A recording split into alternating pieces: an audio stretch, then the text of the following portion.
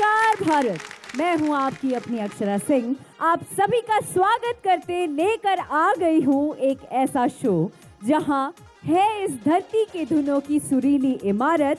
कहते हैं सब जिसे फोक भारत, आवाज 10 लाख की।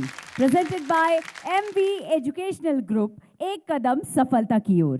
पावर्ड बाय राजेश मसाले, अब आएगा खाने में स्वाद राजेश मसाले के साथ। और आरव ग्लोबल ग्रुप, को पावर्ड बाय नोवा और RPS college of pharmacy. Bharat समाचार पर लगा है समाचार के साथ संस्कृति, संगीत और संस्कार का समागम। फोक गीतों के सबसे बड़े मुकाबले की महफिल सज चुकी है। हमारे दोनों फोक कैप्टन हैं तैयार। स्वागत है भारत की बेटी, सोशल मीडिया की सनसनी भजन गायिका स्वाति मिश्रा जी का। स्वागत है भोजपुरी सुरों के योद्धा, लोक गायकी के महारथी आलोक कुमार जी का। आज की पहली सबसे बड़ी ब्रेकिंग न्यूज, अपनी आवाज को 10 लाख की आवाज बनाने का सपना पूरा करने के लिए जो 12 फोकवीर यहाँ पहुंचे हैं, उनके बीच आज से मुकाबला शुरू हो जाएगा। आज मुकाबले की शुरुआत हो रही है तो उन्हें ये मौका दिया जा रहा है कि वे अपने मन का ही गाना गा सकते हैं और कैप्टन के दिलों में जगह बना सकते हैं। अब जब मुकाबला शुरू हो रहा है तो तनाव भी बढ़ेगा और तैयारी भी जबरदस्त करनी होगी। जिस टीम के फोकवीर परफॉर्मेंस के लिए उतरेंगे, उस टीम के कप्तान को उसी समय नंबर देना होगा और विपक्षी टीम को ये छूट है कि वो अपने नंबर छुपा के रख सकते हैं। मतलब कि हमारी टीम के जौन प्रतिभागी बा सिर्फ हम ही बता सके नहीं, स्वाति जी ना बताएं। अब मतलब स्वाति जी की भी टीम से गई तो फिर हम ना बताएं। ठीक बा अक्षरा जी। फोक गीतों के सबसे बड़े मुकाबले के लिए जब हमारे फोकवीर उनके कैप्टन के साथ तैयार हैं, तो मुकाबले से पहले फोक वीरों का मनोबल बढ़ाना तो जरूरी है और इसलिए आज इस महफिल में हमने उनको विशेष अतिथि के तौर पर बुलाया है, जिनका फोक गायकी में एक अहम स्थान है। तो जोरदार तालियों के साथ स्वागत कीजिए आज के हमारे विशेष अतिथि लोक गायक गोपाल राय जी का।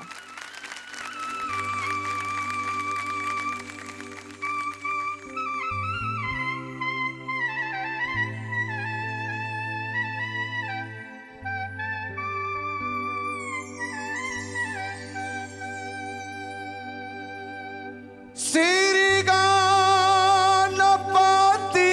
के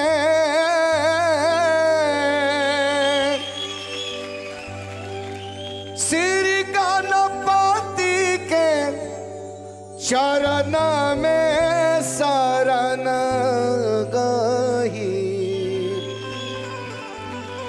गाय के सुनावत बानी गीत में विदेशी।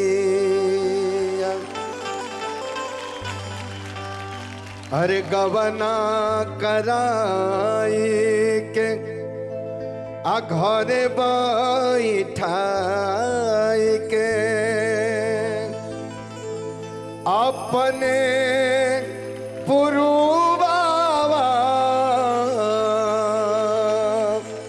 परैलनिए बटोहिया। ता कहता भिखारी नाई, कहता भिखारी नाई, अब आशा नहीं खे एको पाई। आरे पियावा से होके के दीदार बटोही। प्यारी अपन दुखड़ा सुनाओ तड़ी बटोही से। पिया मोरा गईले पारा दे,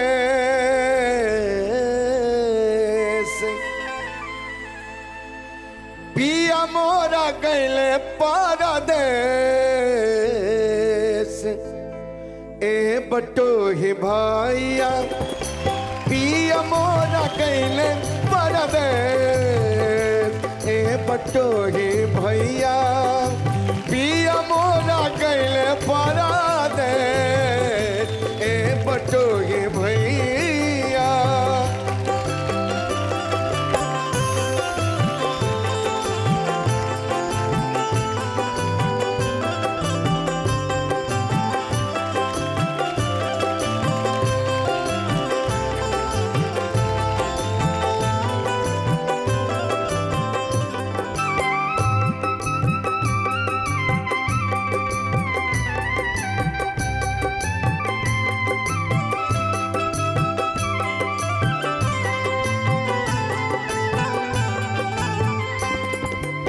रात नाही नींद नाही दिन में चैनवा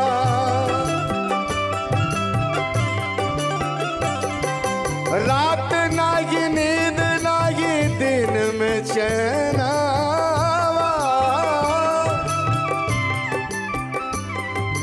रात नाही नींद नाही दिन में चैनवा ए बटोही भैया ए बटोही भैया अरे थोड़े दिन में पाके लगी केस थोड़े दिन में पाके लगी के अरे थोड़े दिन में पाके लगी केस ए बटोही भैया पिया मोरा कैले परदेस ए बटोही भैया पिया मोरा कैले परदेस ए बटोही भैया पिया मोरा कैले परदेस ए बटोही भैया ए बटोही भैया ए बटोही भैया।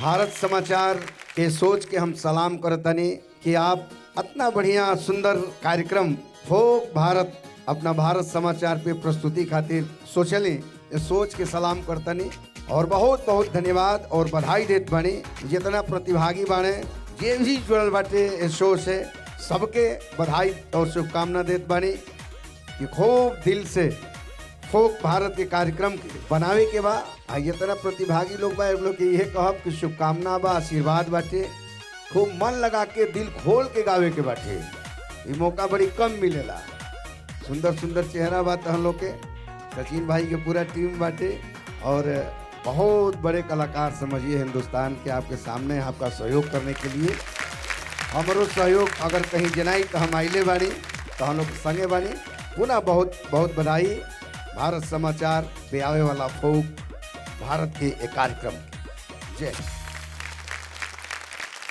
बहुत बहुत धन्यवाद गोपाल राय जी का।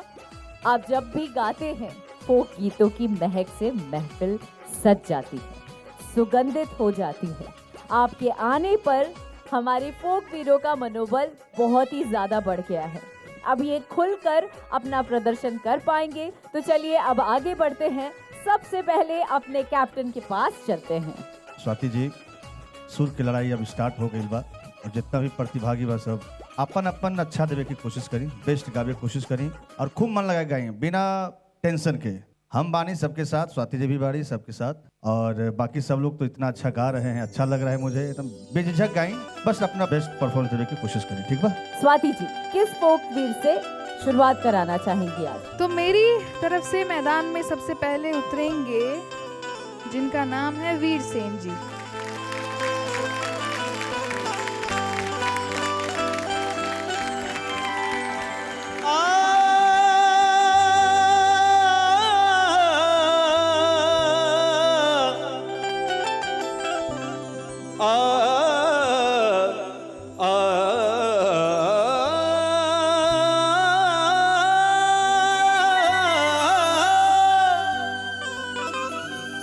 किया हो बम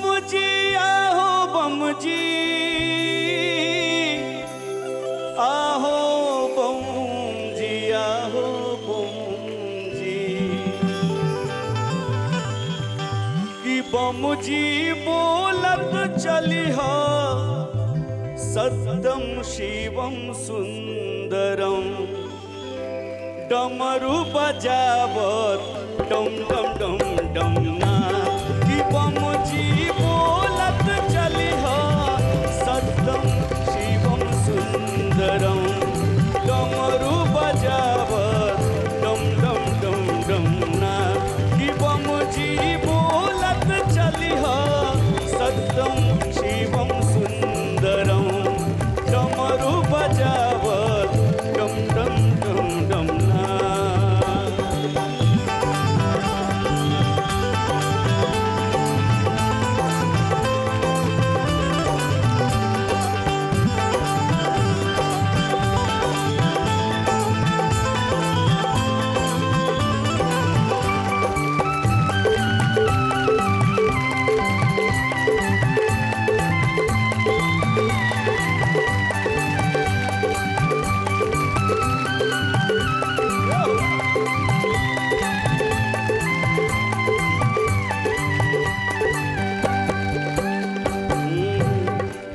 बैजू बाबा के नगरिया लेके कान्हा पर कंवरिया बैजू बाबा के नगरिया बाबा के नगरिया बाबा के नगरिया लेके कान्हा पर कंवरिया बैजू बाबा के नगरिया लेके कान्हा पर कंवरिया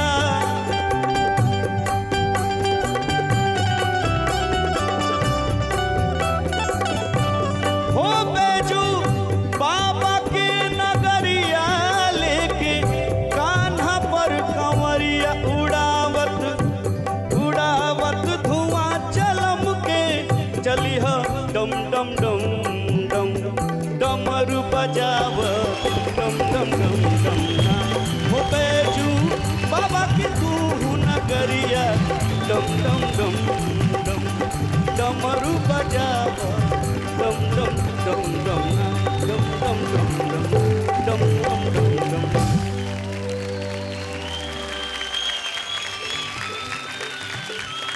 वीरसेन जी, जी बहन बड़ी छुरी की तरह आवाज़ है आपकी, एकदम खुली हुई, बहुत खुल के गाते हैं आप। थोड़ी बहुत तैयारी की कमी थी, बाकी जो निभाना चाहिए आपने निभा दिया, लेकिन जो थोड़ी बहुत कमियां हैं उसके वजह से थोड़े बहुत मार्क्स तो क्योंकि फेयर जजमेंट देना पड़ेगा मुझे, तो आज का आपका परफॉर्मेंस देखते हुए आपको 7 नंबर देना चाहती हूँ। बहुत बहुत धन्यवाद। वीरसेन जी, जी भैया, आपके गाना के सिलेक्शन बहुत अच्छा रहल है और आपकी आवाज़ तो नो डाउट एकदम टक टक मारेला, जौन देसी आवाज़ होके चाही वो भी। लेकिन हमरा ऐसा बुझाला आज कि तनिक कन्फ्यूज रहल तू, मतलब वो जौन फोर्स होना चाहिए गायकी में आवाज़ में वो शायद कन्फ्यूज रहल तू का। इतना अच्छा आवाज़ बा, इतना अच्छा गायकी बा, प्रयास रही कर बात से जौन होई तन अच्छा करे। चलो कोनो दिक्कत नहीं, नंबर अच्छा मिली, बिंदास रहो, ठीक बा? ठीक ठीक ठीक ठीक ठीक बा। चलिए अब आगे बढ़ते हैं और चलते हैं अपने फोक कैप्टन आलोक जी के पास। आलोक जी, अब आपकी बारी है, बताइए कौन है आपकी टीम से पहला फोक वीर? अक्षरा जी, पहले हम चाहब कि पहला प्रतिभागी जो हमारे भाई हो शिवांश के हम चाहते नहीं कि जा भाई एकदम दहाड़ के गावे एकदम।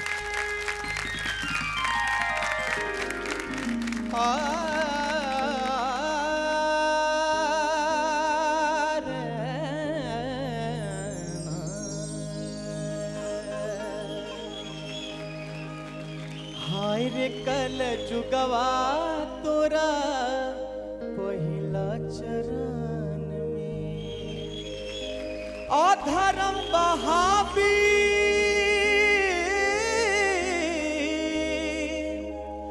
अधर्म बहाबी धर्म के दिलस दबी अरे मनवा लागे न भजन में। हाय रे कल जुगवा तोरा पहिला चरण में हाय रे कल जुगवा तोरा पहिला चरण में अधर्म बहाबी धर्म के दिलस दबी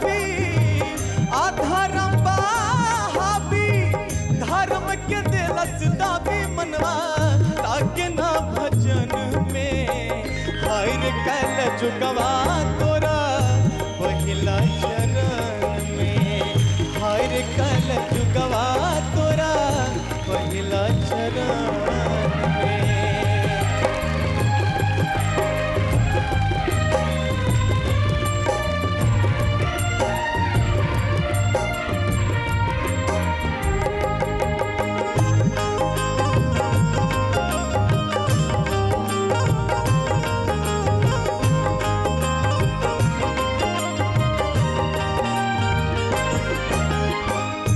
इंग्लिश के सोझा होता हिंदी गुलाम हो इंग्लिश के सोझा होता हिंदी गुलाम हो हाय हेलो आगे भइल पीछे परिणाम हो हाय हेलो आगे भइल पीछे परिणाम हो विदेशी से बेसी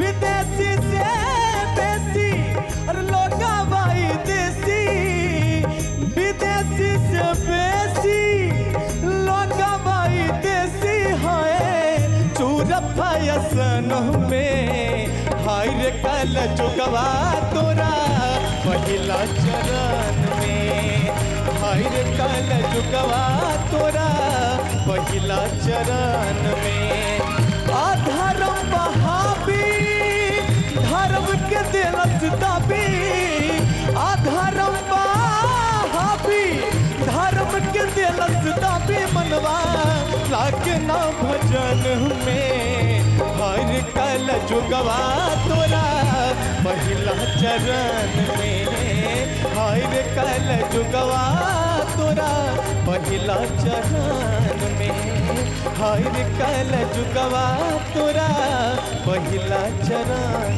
में हर कल जुगवा तोरा पहिला चरण में धन्यवाद सर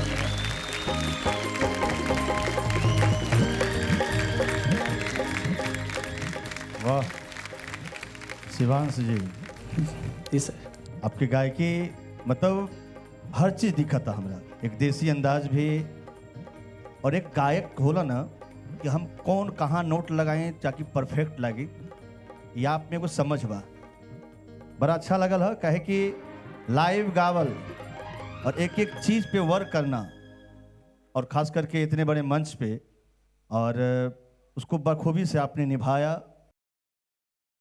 एक हम सलाह देव जी सर काहे कि कंपटीशन बा, मुर्गी अच्छा बात बा, लेहल बहुत जरूरी बा, लेकिन हर वक्त ले में ना तो थोड़ा सा क्या होना कि ओकर महत्व खत्म हो जाए, जी सर है ना। जी सर कोई भी चीज के जब चटनी होला ना थोड़ा सा दिल जाला, तो कहे के मतलब कि मुर्गी हर जगह ले में ना तो वो थोड़ा सा खराब लगी। काहे कि आप अच्छा गावे नहीं, इसलिए हम कहते नहीं। जी सर एकरा के तने को कंट्रोल करें, बाकी आपके सुर परफेक्ट बा, बहुत अच्छा गावे ने, सुर से आप रुआ कभी भटकने ना। काहे जब बुड़की लेम ना तो सांस के प्रॉब्लम होई, तो जब सांस के प्रॉब्लम होई तो सुर से कहीं तनी तनी भटके में रुआ। तो हम लोग को सलाह देव कि ये चीज़ बहुत कंट्रोल में रखी, जी बहुत अच्छा हुई। धन्यवाद बहुत धन्यवाद क्या बात है, फेयर जजमेंट।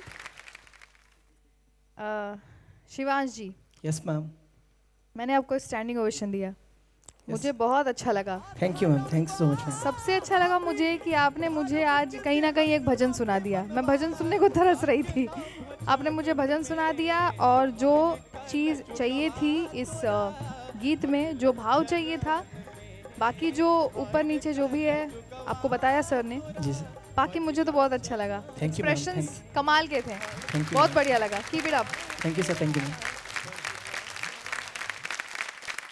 तो हम शिवांश भाई आपके हम नंबर देते हैं, तो हम तरह के 10 में से हम 8 नंबर देते हैं। Thank you sir, thank you sir, thank you. मैं जो भी नंबर दूंगी, मैं पहले बता दे रही हूँ, 1 नंबर एक्स्ट्रा मैं आपको दूंगी सॉन्ग के सिलेक्शन के लिए। Thank you ma'am. भारत समाचार पर लगा रहेगा समाचार के साथ संस्कृति, संगीत और संस्कार का समागम। कहीं मत जाइएगा, यहाँ चल रहा है एक ऐसा शो जहां है इस धरती की धुनों की सुरीली इमारत, कहते हैं सब जिसे फोक भारत। आवाज 10 लाख की। तो चलिए अब बारी है एक और फोक वीर की, और अब फिर से रुख करते हैं स्वाति जी की ओर। अगली प्रस्तुति के लिए आप किसे भेज रही है? अब जो मेरे अगले हुक्म के इक्के हैं वो हैं इरफान जी।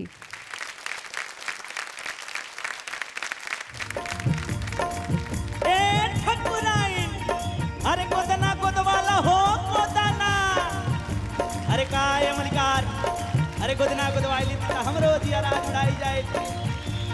दाल धर्मपुरी कर पूजावन मिली पुनपुन इतना, ए बाछी तू मानल रह जिया पूजा बले जातना, अरे गोदना गोदवाइला हो गोदना, गोदवाइला हो गोदना, गोदवाइला हो गोदना, गोदवाइला हो गोदना, गोदवाइला हो गोदना।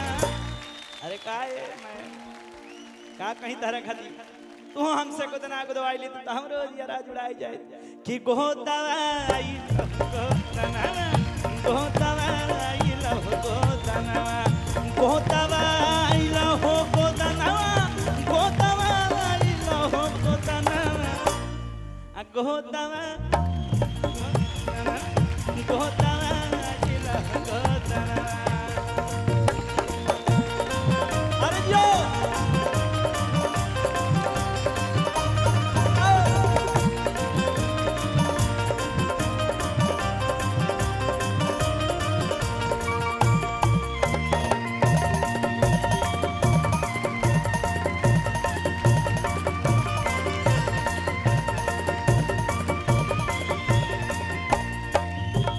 ये मैं तनी हथवा धराई दे तो बड़ा मजा आ जाए।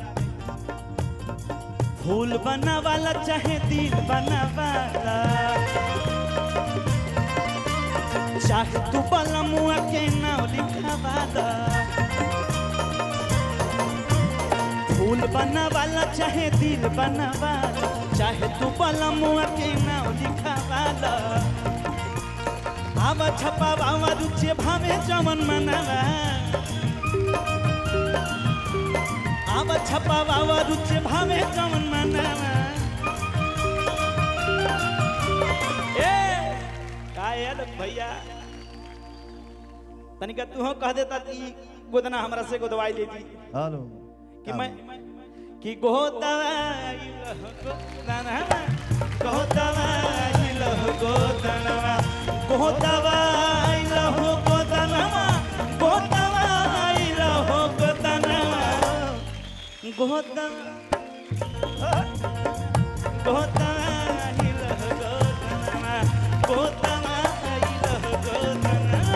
गोदवाई हो गोदना, गोदवाई हो गोदना, गोदवाई हो गोदना, गोदवाई हो गोदना। वाह वाह वाह वाह वाह वाह। जब आ के नहीं तो हम कह जगह से हम आशीर्वाद दे देते हैं तोरा के। जी भैया। और आज आप साबित कर देने की देसी चीज काहे कि ये हर लोगों के बस की बात नहीं है गावल। जी भैया। हाँ, और इतना अच्छा गाना उठेनी है, बड़ा गर्व होता कि आज इस मन से भोजपुरी के बहुत बड़ा कार्य हो रहल बाटे, जगह जगह दुनिया में नाम हो रहल बा, बड़ी चर्चा होता फोक भारत के। इरफान भाई का आपका तो हम नंबर देव ना, कहे कि आप तो बने स्वाति जी की तरफ। देखिए हमने के यूपी बिहार के फोक के सबसे जो बड़ा खासियत बा ई बा कि फोक अकेले नहीं गावल जा सकत। अगर आप गायम तो ओकरा में कम से कम सामने के 20-25 लोग जरूर शामिल हो जाए, और आज तू शामिल कर लेला सब लोग के अपना परफॉर्मेंस से, मज़ा आ गया। और तहार जोन परफॉर्मेंस के अंदाज, जोन कॉन्फिडेंस बा, ओकरा खातिर हम तारा के आज एकदम गर्दा मार्क्स देम 10, एकदम गर्दा उड़ा देला आज। बहुत बहुत धन्यवाद, बहुत बहुत शुभकामना इरफान। अरे इरफान, तुमने तो एकदम गजब ही कर दिया भाई। इस मंच पर सिर्फ गीत नहीं, एहसास गूंजा है। तो चलिए अब आगे बढ़ते हैं और चलते हैं अपने फोक कैप्टन आलोक जी के पास। अब अगला प्रतिभागी आपके टीम से कौन होने वाला है, ये आप बताइए। नेक्स्ट हम बुलावे के चाहब निमिषा जी के।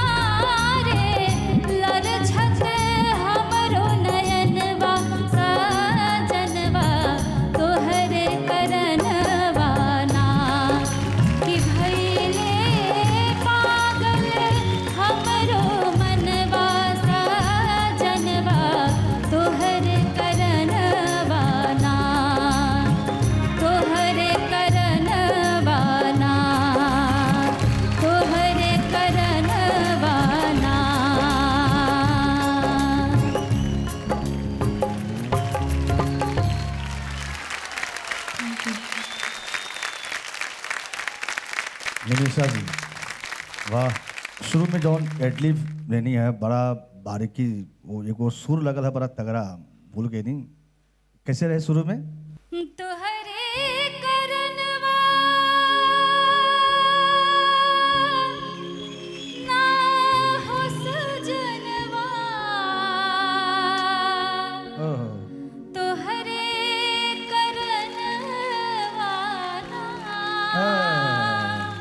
थैंक यू सर। तभी या तो गॉड गिफ्ट होला या तो सीख के कर सकेला कोई। बहुत अच्छा कहने, एकदम हमारा तरफ से तो खूब ढेर सारी शुभकामना। देखिए कितना बढ़िया बढ़िया चुननी है हम अभी हमारो खिलाड़ी बा मैदान में। बता कहने की कंफ्यूजन मत होको। देखी थी कितना बढ़िया गौली है ये। बहुत बढ़िया। लगल है ना बढ़िया। बिल्कुल। बहुत अच्छा कहनी है निमिषा जी आप। और आपकी आवाज़ के तो हम फैन हो गए हैं। हमारी तरफ से 9 नंबर देते हैं। Thank you sir, thank you so much. अरे वाह निमिषा, आपने तो एकदम माहौल ही बना दिया, दिल छू लिया। भारत समाचार पर लगा रहेगा समाचार के साथ संस्कृति, संगीत और संस्कार का समागम। कहीं मत जाइएगा, यहाँ चल रहा है एक ऐसा शो जहां है इस धरती की धुनों की सुरीली इमारत। कहते हैं सब जिसे फोक भारत, आवाज 10 लाख की। Presented by MV educational group, एक कदम सफलता की ओर। पावर्ड बाय राजेश मसाले, अब आएगा खाने में स्वाद। राजेश मसाले के साथ और आरव ग्लोबल ग्रुप, को पावर्ड बाय नोवा और RPS कॉलेज ऑफ फार्मेसी। तो चलिए अब बारी है एक और फोक वीर की, और अब फिर से रुख करते हैं स्वाति जी की ओर। अगली प्रस्तुति के लिए आप बताइए किसे भेज रही हैं? अब मेरी तरफ से नेक्स्ट आ रही हैं सुरीली सी सुरभि।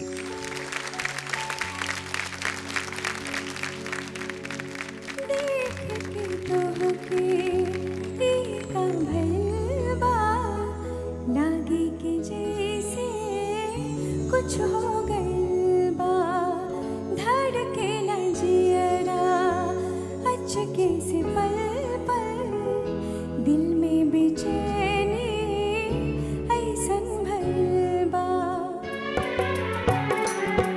भगवान करे जिंदगी में तू जान बन के आ जाता, दिल के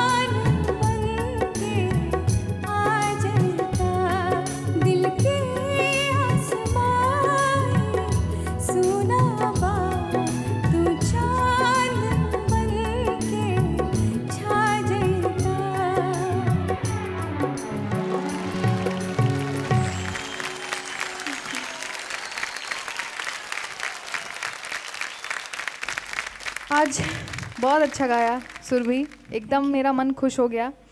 जो भी गलतियाँ हुई थोड़ी बहुत ऊपर नीचे, वो आज आपको माफ़ है, क्योंकि आपने एक जगह बड़ा अच्छा एक नोट लगाया, ना ना ना ना ना ना, कि प्यार के मतलब का होला, तू अखियाँ से समझा जाता।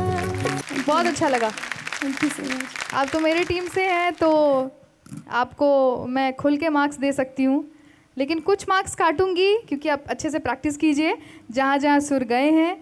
और जहाँ जहाँ आवाज़ कम आई है वहाँ अगली बार खुल के आए और सुर में आए। इसके लिए मैं आज आपको 8.5 देना चाहती हूँ। Thank you so much ma'am, thank you. तो सुरभि, मैं चाहती हूँ कि अगली बार ताल भी हो और सुरभि के साथ सुर भी हो, है ना? जी ज़रूर, थैंक यू। तू जितना बढ़िया दिखेलू उतना बढ़िया आवाज भी बा सुरभि। हम चाहत नहीं कि तू आखिरी तक रह, विजेता तक रह, लेकिन एकरा खातिर स्वाति जी बोल रही है कि सुरभि जी अगली बार सुर भी साथ लिखे आइएगा। आगे से हम बहुत उम्मीद से हम सुनब तोहरा के। बहुत बहुत धन्यवाद। Thank you ma'am.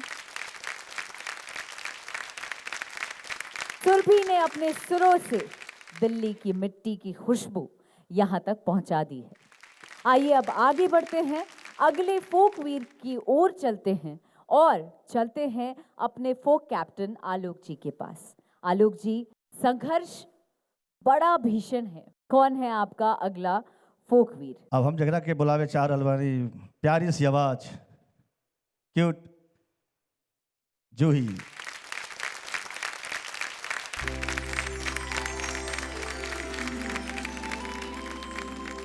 पागल कहेला ना, पागल कहेला ना, हो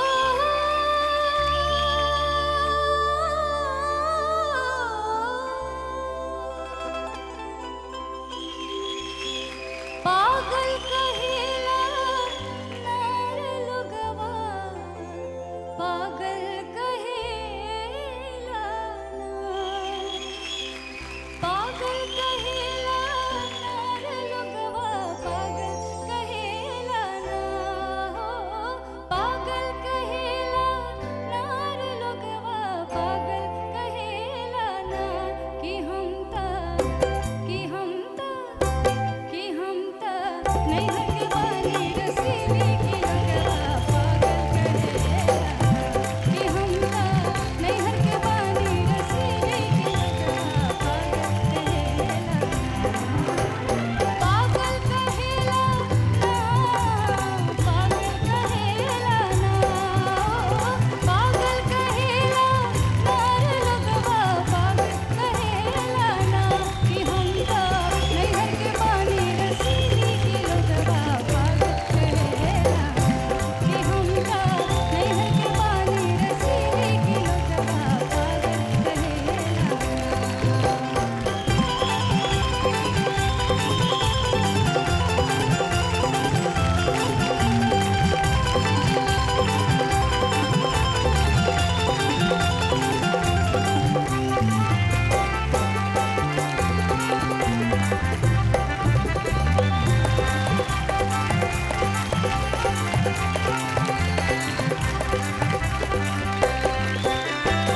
बारह गज के चोली सियानी, 60 गज के साड़ी, 12 गज के चोली सियानी, 60 गज के साड़ी, तापर लोगवा मुड़ मुड़ देखे, तापर लोगवा मुड़ मुड़ देखे, जैसे बोलूं उघाड़ी की लगवा, पागल कहेला, कि हम ता नहीं हर के पानी रसीली की लगवा, पागल कहेला, पागल कहेला ना, पागल कहेला ना, पागल कहेला नार लोगवा, पागल कहेला ना, कि हम ता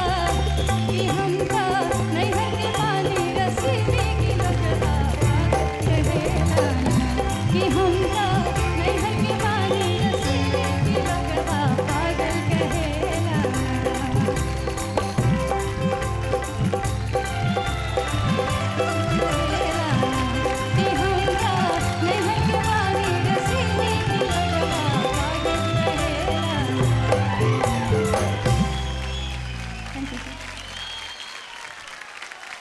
वाह जूही जी, झुमा देनी सब क्या। गाना के सिलेक्शन बड़ा बढ़िया रहल आपके, और शुरू में जो मुर्की बा वो बड़ा खतरनाक हो। पागल कहेला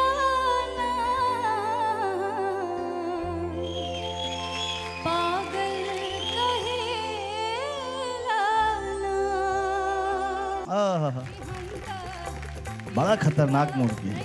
बहुत अच्छा आवाज़ भी, बड़ी प्यारी आवाज़ है आपकी, और गावे का जो अंदाज बा, और आप परफॉर्मेंस भी बहुत अच्छा की हैं, डांस वांस भी अच्छा, बहुत अच्छा। तो हमारा तरफ से 7 नंबर देते हैं आप।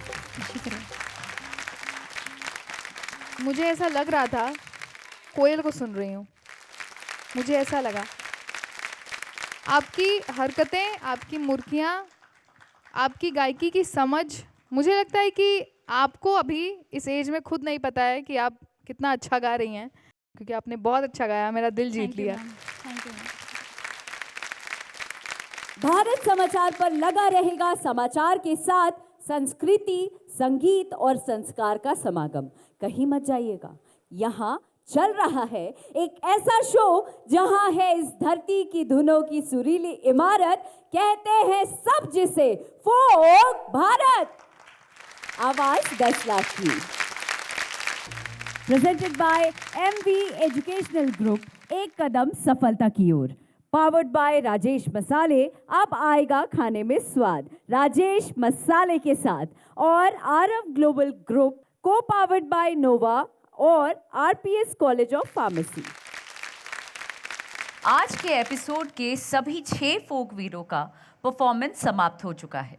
अब समय हो गया है सबसे बड़ी बिग ब्रेकिंग का, तो हमारे सभी फोक वीर मंच पर आ जाएं।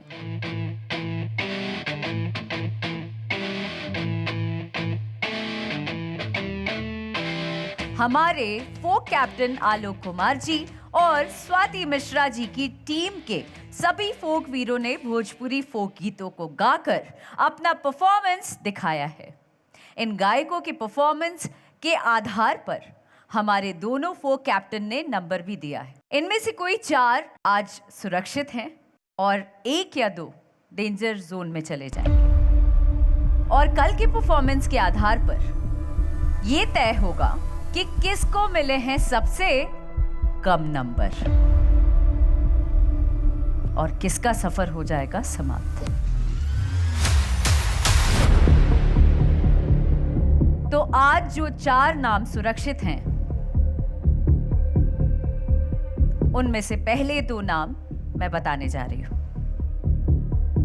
तो पहला नाम है जो आज बिल्कुल सुरक्षित है, आलोक जी की टीम की निमिषा। स्वाति जी के टीम के इरफान, आलोक जी के टीम के शिवांश, और आलोक जी के टीम की जूही। ये चारों सुरक्षित है, तो जोरदार ताली बजाइए। और आप चारों लोग अपने अपने स्थान पर जाकर बैठ जाएंगे। वीरसेन और सुरभि,